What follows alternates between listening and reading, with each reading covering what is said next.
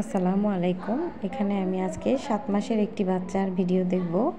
এখানে পুরো বাচ্চার সেক্সটি দেখা যাচ্ছে ক্লিয়ারলি। এই যে পা দুটো দেখাচ্ছি এবং মাঝখানে ছেলে বাচ্চার সেক্স অর্গান দেখা যাচ্ছে। এটা 7 মাসের বাচ্চা।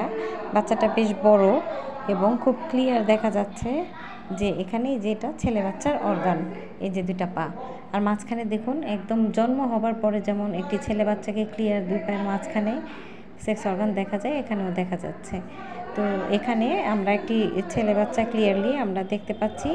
7 মাসে তো খুব ক্লিয়ার দেখা যায়, 5 মাসের পরের থেকেই কী বাচ্চা সেটা দেখা সম্ভব।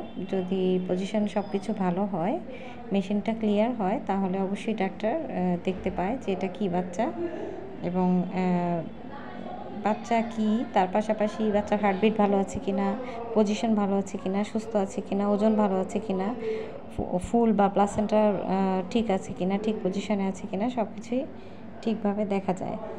ধন্যবাদ।